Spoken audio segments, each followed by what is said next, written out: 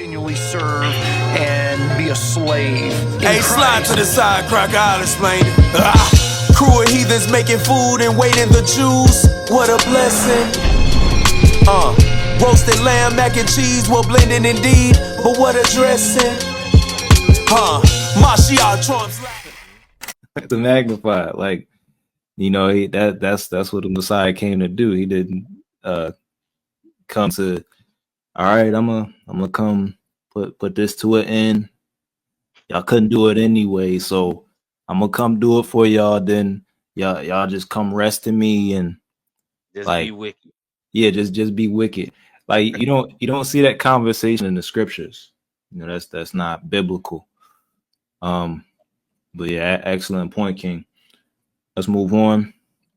All right, so we're gonna read Matthew chapter 5 and verse 17 through 20. Shalom to this is Aria as well. So this is Matthew chapter 5, starting at verse 17. Do not think that I have come to abolish the law of the prophets. I have not come to abolish them, but to fulfill them. For truly, I say to you, until heaven and earth pass away, not an iota, not a dot will pass from the law until all is accomplished. And I like how you grabbed that other translation, an iota. Therefore, whoever relaxes one of the least of these commandments and teaches others to do the same will be called least in the kingdom of heaven. But whoever does them and teaches them will be called great in the kingdom of heaven. For I tell you, unless your righteousness exceeds that of the scribes and Pharisees, you will never enter the kingdom of heaven. So it's actually what's so crazy, and I just thought about this. Coming up, this was one of the first scriptures that I read, and it just stuck out like a sore thumb, because it's so plain in how it reads. Like it literally tells you at the end of all that, it says, unless your righteousness exceeds the scribes or the Pharisees, you will never enter the kingdom of heaven. And I'm not jumping here right now because we're going to touch verse 18. But when you read this in like simpler translations like the NLT, CEV, I think me and the brother, we used that version for the debate we did. It said that you had to keep the law better than the religious leaders, or else you'll in no case get into the kingdom. So at the end of all that, for someone to then turn around and say he came and fulfilled, I'm doing the air quotations, but really it means abolish. But for someone to try to say that is actually quite weird. that's the only thing. That's the only way I could put it. It's just really strange. But if you can you read for me one more time, verse 18? For truly I say to you, until heaven and earth pass away, not an iota, not a dot will pass from the law until all is accomplished. God. So in verse 18, Yahweh Shai emphasizes the permanence of the law or the Torah by referencing the smallest letter, which is the yod, which is translated to iota, but when you go into it, it refers to the yod, which is a Hebrew letter, and it's like a dot, right? This is like the tiniest letter that you'll see in the Hebrew alphabet. And what I'm gonna do real quick, right? Because I want you to understand this, because this particular letter, when he mentions it, is representative of the smallest detail in the law. And so the Messiah, he's saying that, or he's assuring you that not even this will pass away. So if y'all look right here where the pointer is, I don't know if y'all can see it. Can you see it, King? Mm-hmm. So if y'all look right here, it says YOD. That's yod, right? Yes, you might have to blow it up. Blow it up. Blow it up. Con. Let me blow it up. It keeps having this in the way. I'm trying to click on this. It's gonna bring me to the actual table. That's fine. So Yeah, I'm on the page now. So let me blow this up just a little bit because I want y'all to be able to see what I'm talking about. Just 1 second, right? So if you look over here, it's YLD, the Yod, right? This is the smallest letter in the Hebrew alphabet. Now, when Yahushua says not an iota, not a dot, he's again making a reference, or he's making a reference to the smallest detail of the law. So basically, he's telling you that the smallest detail of the law will not pass away, right?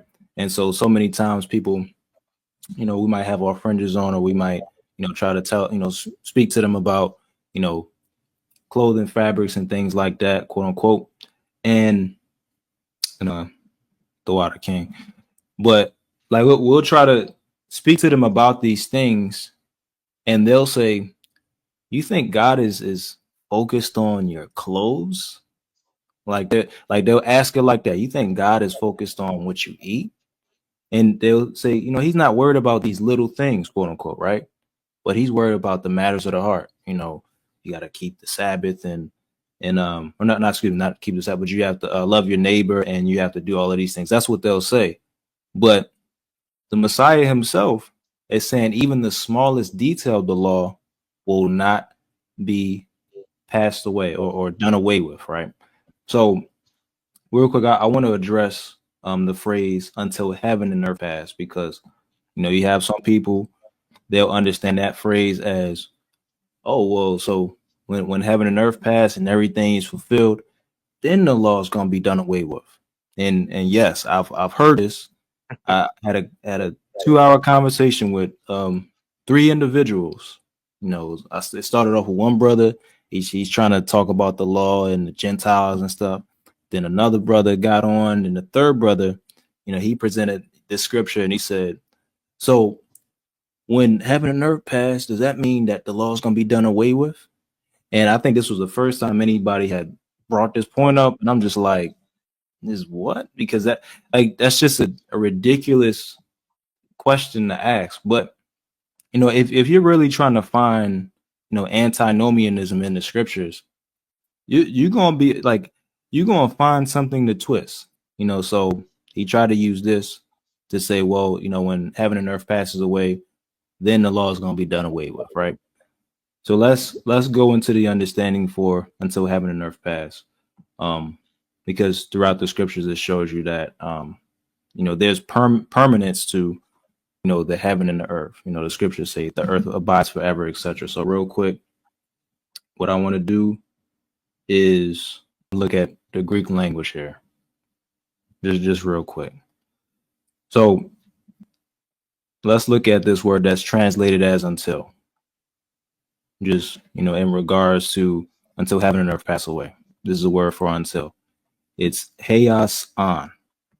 It's translated as until.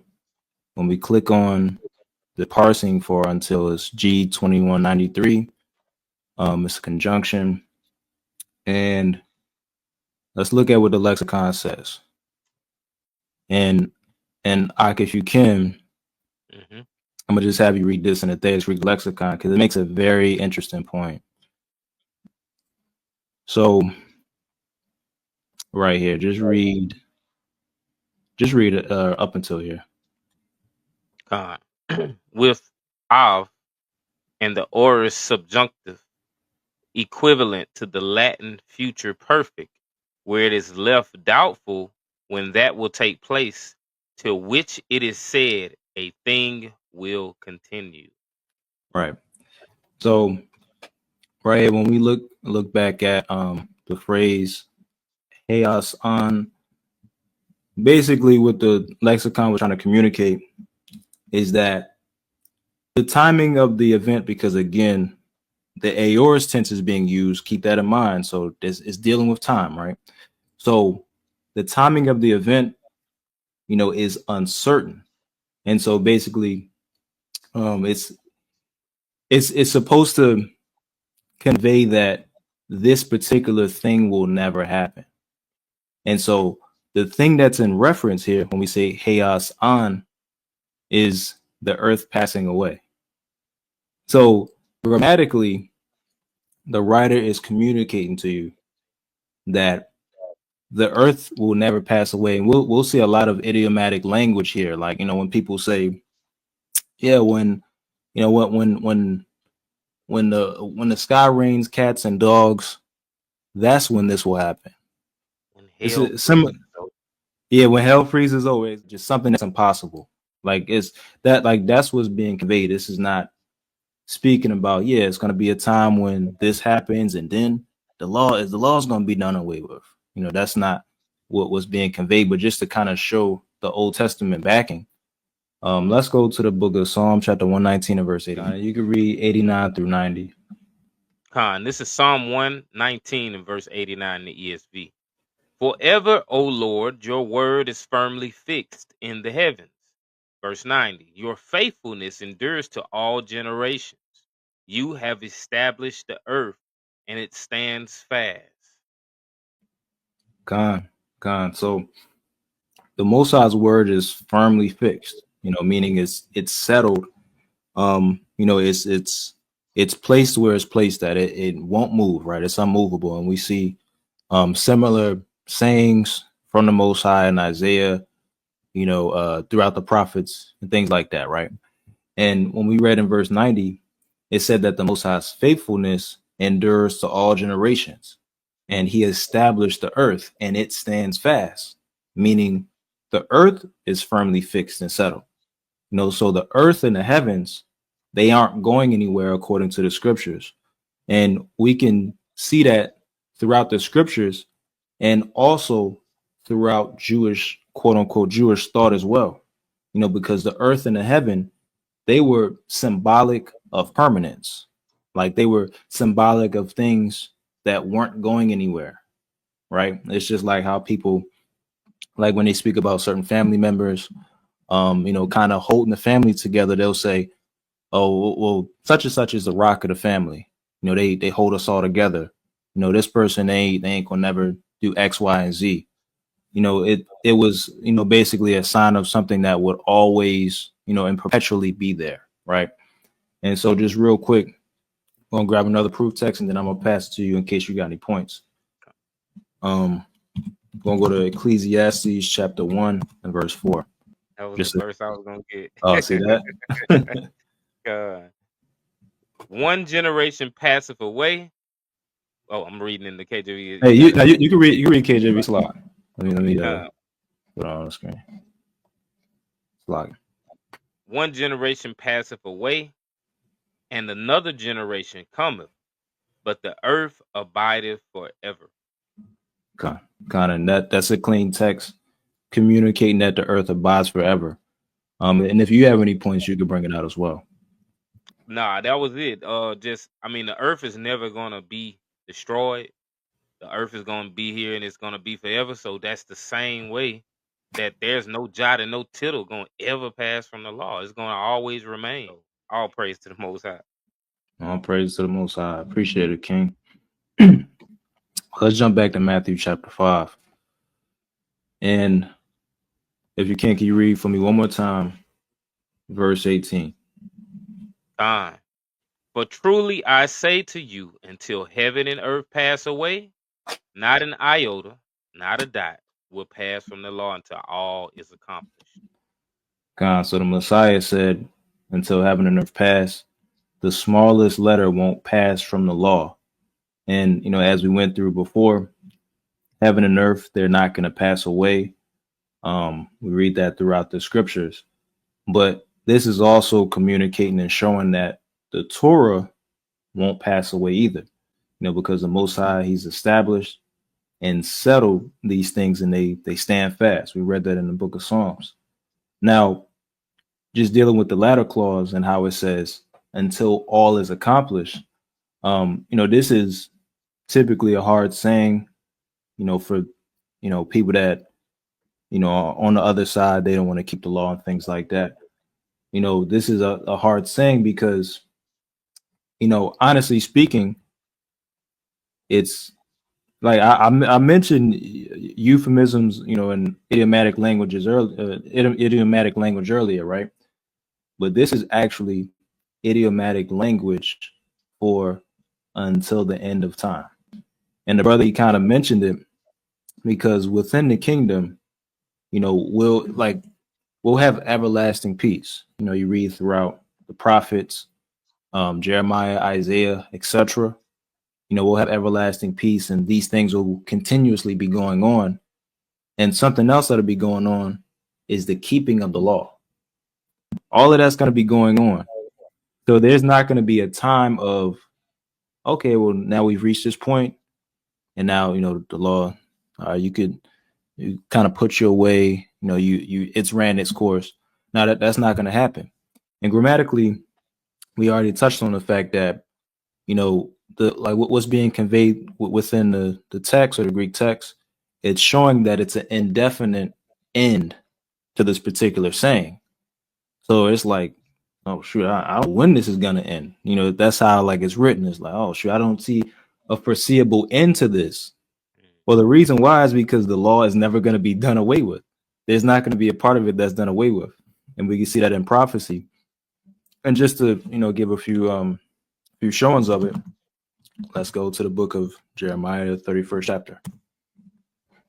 Some people's favorite, some of their favorite passages. You can read just verse 33. This is Jeremiah 31 and verse 33. But this shall be the covenant that I will make with the house of Israel.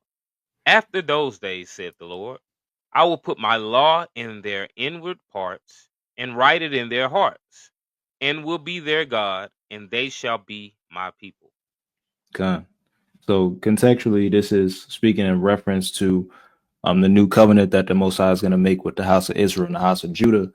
And in verse 33, we can see cleanly in the text that the Torah, which is a Hebrew word for law right there, will be placed in the people. And, this is in the new covenant, right? Which is, when we're restored in the kingdom, this is going to be something that we're going to be living out. And in verse 34, it goes on to give you, some more details. Won't have to teach each man, to know the Lord, for all will know him, from the least to the greatest. These are the things that we're going to be living out for the rest of time as a people. So there's not going to be an end to this. You can't just say, well, this is going to be marked at, this period, and then after that, something else is going to happen. No, this is in the scriptures speak about it as an everlasting covenant. So this is something that we're continuously going to be living out. You got any points, King, before I move on to the next one? And you on mute, by the way. Gone. Next one is Ezekiel, and this is all for proof's sake, just to show that even within prophecy or future prophecy, that we're going to be keeping the law. So the law is not going anywhere. The keeping of it is not ceasing. It's going to be something that's happening, right? So this is Ezekiel chapter 40, 45, verse 21. Matter of fact, Slack, I'm going to put it back to the ESV. God.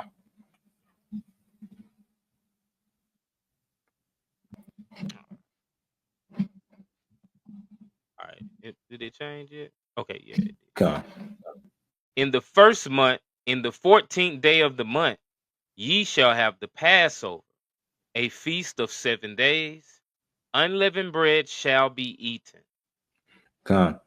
So right here, this is a part of a vision, which is within the kingdom, or this is during the time of the kingdom. And right here, we're keeping the Passover and the Feast of Unleavened Bread, which is found obviously within the Torah. You find that in Exodus 12 and a myriad of places it's reiterated. So again, just another proof that we'll be keeping the commandments and the Torah and things like that within the kingdom. And and this is again in the eschaton. Look up any scholar, just read Ezekiel chapters 40 through 48, and you'll be able to see, hey, this ain't happened yet, right? But you got any points, King? Gone. Let's go to the next one, Isaiah 2, and then we're going to jump back to Matthew. You can read Isaiah chapter 2, verses 2 through 3. This is Isaiah chapter 2, verse 2 and 3. It shall come to pass in the latter days that the mountain of the house of the Lord shall be established as the highest of the mountains, and shall be lifted up above the hills, and all the nations shall flow to it. And many people shall come and say, Come, let us go up to the mountain of the Lord, to the house of the God of Jacob, that he may teach us his ways, and that we may walk in his path. For out of Zion shall go forth the law and the word of the Lord from Jerusalem. Con. So again, this right here, end time connotation, it specifies that, I think in verse 2. Yeah, it says in the latter days. And so when you look at that phrase for latter days, this is typically dealing with around the time of when the Messiah returns. Just look in the Hebrew there. I believe it's adherence, which deals with that. Yep. So deals with that same thing, right? So when you can look at the prophecy and see, hey, we're keeping the law, it would lead you to question, well, when is the law gonna, be done away with? When are these things, like, when is everything gonna be accomplished so that the law can be done away with? Well, that's not gonna happen. And so you see throughout prophecy, we're gonna be keeping the law forever. The Messiah said he didn't come to do away with the law or abolish it or deprive its authority, but he came to cause it to be done in an adequate way. Right. You got any points, King? I'm trying to think of a scripture that I can't really think of where it's at right now. But if I get it, I'll let you know. All praises. So, so as I mentioned before, when you look at that phrase for until all is accomplished, it's more so idiomatic phraseology for until the end of time. And when you hear that phrase in its context, someone says, well, I'm not going to stop loving you until the end of time and things like that. It's really idiomatic speech for I'm never going to stop doing X, Y, and Z. My precept. All praises to the Most High. Psalm 119, verse 44. We can actually read it through 46. KJV. Yep. This is the book of Psalm, chapter 119. Let me share the screen slot. 119, verse 44. So shall I keep thy law continually forever and ever, and I will walk at liberty, for I seek thy precepts. I will speak of thy testimonies also before kings, and will not be ashamed. So with verse 44 it says, so shall I keep thy law continually forever and ever. So if the law is going to be done away at any point in time, it's not even possible for this to happen, to continually keep the law forever and ever. But the brother just read in Jeremiah 31 that the law is actually going to be written on our hearts after this dispensation of time, when this way that way of life is done and we enter into the kingdom, we're still going to be keeping the laws of God. It's just we're not going to have to try to keep them. We're not going to have to strive toward it because we're going to be automatically doing it. The Lord's going to put the laws on our heart. So yeah, all praise to the Most High. Precisely. All praises. Yeah, excellent point. So there's never going to come a time when any of these things pass away. So I believe the Messiah, and we could read it clean, but the Messiah, he lays it out clean that he didn't come to abolish the law, right? And he utilizes certain symbols and figures to show the permanence of the law. So he came he came to make sure that these things are carried out adequately and that they actually come to pass and happen. Right. So for anybody that's going around saying, well, he didn't come to abolish it, but he came to fulfill it, but they really mean, well, he came to set it aside, after his death, burial, and resurrection. You know, we don't got to keep like the end result is we don't have to keep it anymore. That means that he just double talked in Matthew 5:17. And as we can see throughout scripture, throughout the language, as we went into, the Messiah is not making that statement at all. Cold-hearted, yeah, the cracker got a cap, but we gon' do the do. 100 band foreign car, we ain't rooted poo. Y'all young, we keep a case, dog, Scooby-Doo. See a coon, slap a coon, I went 2 for 2. Yeah, y'all color, but y'all squares, 2 a Rubik's Cube. She seen a garment all wool, she like